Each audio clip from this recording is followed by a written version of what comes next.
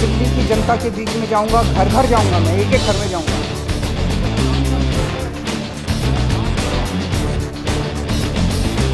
जनता बड़ी चीज है।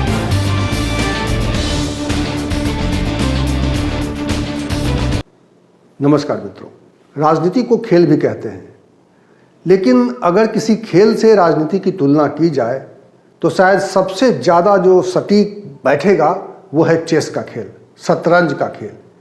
शतरंज में भी कई तरह के मोहरे होते हैं, सबकी अलग अलग चाल होती है। और घोड़े की चाल तो आप जानते हैं, 2.5 घर चलता है वो। तो इस वक्त मैं शतरंज की बात क्यों कर रहा हूँ, इस वक्त राजनीति में खेल की बात मैं क्यों कर रहा हूँ? क्योंकि जो खबरें आ रही हैं उससे साफ तौर पे ये लग रहा है, अभी तक जो जानकारी है, कि अरविंद केजरीवाल दिल्ली के मुख्यमंत्री कोई शतरंज खेल रहे हैं, राजनीतिक विषाद पर कोई बड़ा दांव खेलने जा रहे हैं।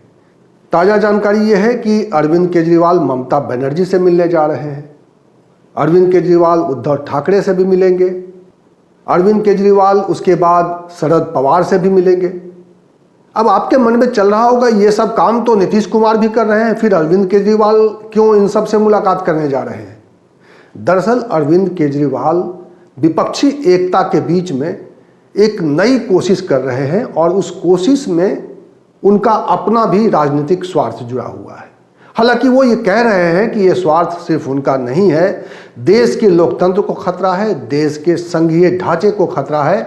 और अभी जो सुप्रीम कोर्ट में मामला गया था दिल्ली सरकार के पास अधिकार को लेकर, और सुप्रीम कोर्ट ने दिल्ली सरकार का साथ दिया था, दिल्ली सरकार को ये निर्णय करने का अधिकार दिया था कि वो अधिकारियों का ट्रांसफर पोस्टिंग कर सकते हैं। लेकिन उसके बाद जैसे ही सुप्रीम कोर्ट का ये फैसला आया और ये अधिकार जब अरविंद केजरीवाल के हाथ में आया, तो उस अधिकार पर अंकुश लगाने के लिए केंद्र सरकार ने एक बार फिर एक नया अध्यादेश जारी कर दिया।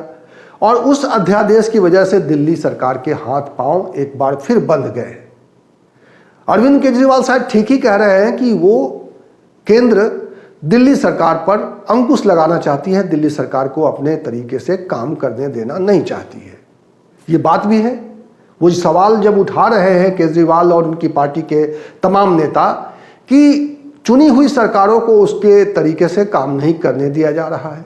कल जब नीतीश कुमार अरविंद केजरीवाल से मिले, जब तेजस्वी यादव अरविंद केजरीवाल से मिले, तब भी ये चर्चा उठी थी और नीतीश कुमार ने ये कहा था कि ये केंद्र का रवैया गलत है और इसीलिए हम लोग चाह रहे हैं कि सब लोग मिलकर आने वाले चुनाव में, यानी 2024 के चुनाव में मिलजुल कर भारतीय जनता पार्टी का मुकाबला करें, ताकि केंद्र से बीजेपी की सरकार को हटाया जा सके। लेकिन अरविंद केजरीवाल इसी काम को किसी और तरीके से करना चाहते हैं और ये उनका अधिकार भी है।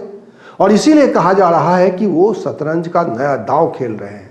दरअसल वो चाहते हैं कि विपक्षी एकता की बात से पहले ये तय हो जाए कि सरकार ने जो अध्यादेश लाया है दिल्ली सरकार को काबू करने के लिए, एलजी को और अधिकार संपन्न बनाने के लिए, उसके बारे में जब लोकसभा में भी लाए तब लोकसभा में कुछ कर नहीं सकते, क्योंकि लोकसभा में तो एनडीए का बहुमत है। लेकिन राज्यसभा में विपक्ष का बहुमत है अभी भी। और अगर सभी दल, कांग्रेस समेत सभी दल मिल जाएं तो ये बिल राज्यसभा में गिर सकती है। और बिल के गिरने का मतलब होता है कि सरकार की हार। तो अरविंद केजरीवाल अपने तरीके से चाहते हैं कि वो राज्यसभा में पहले सरकार को हराएं, उसके बाद 2024 की बारी आए। और इसीलिए वो अभी कोई कमिटमेंट नहीं कर रहे हैं कि विपक्षी एकता की कोशिश में उनकी क्या भूमिका होगी, क्या वो इसके लिए तैयार हैं कि कोई मिलजुल कर ऐसा कोई समीकरण बनाया जाए कि पूरा विपक्ष एक साथ मिलकर भारतीय जनता पार्टी का मुकाबला करे। और अरविंद केजरीवाल का यही दांव अब इस रूप में देखा जा रहा है कि क्या अरविंद केजरीवाल विपक्षी एकता में किसी तरह का खलल डालने जा रहे हैं?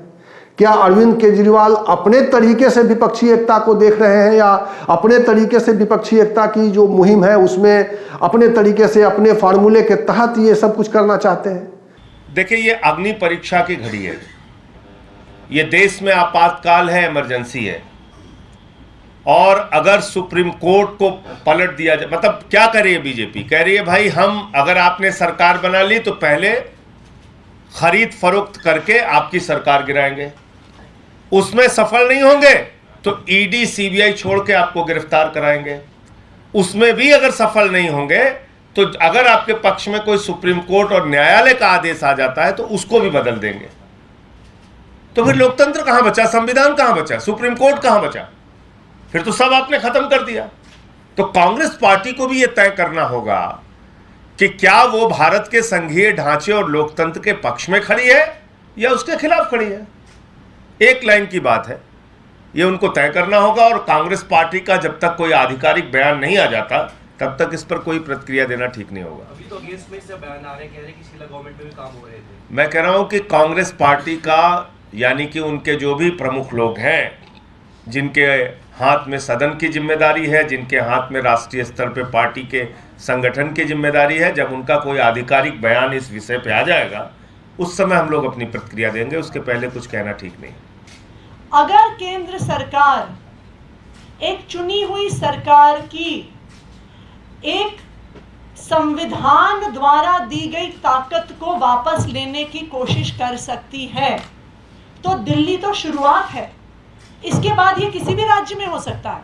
और हम ये देख भी रहे हैं, जो प्रयोग भारतीय जनता पार्टी ने दिल्ली में लेफ्टिनेंट गवर्नर के साथ किया, वही प्रयोग वो फुल स्टेट्स में गवर्नर्स के साथ भी कर रहे हैं।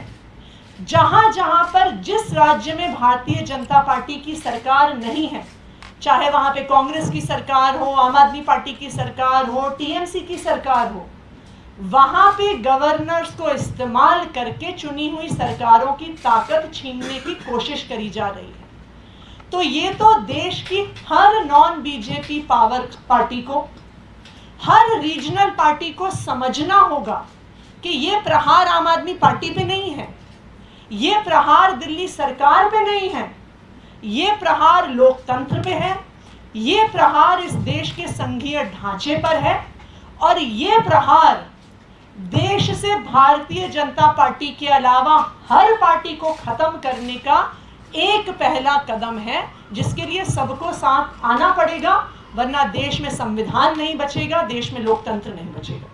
देखिए, ये किसी एक पार्टी का मुद्दा नहीं है, ये सिर्फ दिल्ली का मुद्दा भी नहीं है। ये मुद्दा इस बात का है कि जहां जहां Bharatiya Janata party state election हारती है, वो किसी ना किसी तरीके से उस राज्य सरकार की ताकत को खत्म करने की कोशिश करती है। चाहे वो विधायकों की खरीद फरोख्त से हो, चाहे ईडी सीबीआई छोड़ने से हो, नहीं तो गवर्नर के ऑफिस का, लेफ्टिनेंट गवर्नर के ऑफिस का मिसयूज करके हो, या ऐसा अनकॉन्स्टिट्यूशनल ऑर्डिनेंस लाके हो जो इस देश के डेमोक्रेटिक फेडरल स्ट्रक्चर को अंडरमाइन कर देता है। तो ये सवाल इस वक्त देश के सामने है और देखना यह है कि 2024 से पहले जिस विपक्षी एकता की बात हो रही है, जिस विपक्षी एकता के बूते बीजेपी को हराने की बात हो रही है, 2024 में मोदी सरकार को सत्ता से बेदखल करने की बात हो रही है, वो कितनी कारगर होने जा रही है। इस वीडियो में इतना ही। इसी तरह की चर्चा के साथ, इसी तरह के विमर्श के साथ और इसी तरह के सवाल के साथ मैं आपको मिलूंगा अगले वीडियो में। तब तक के लिए नमस्कार।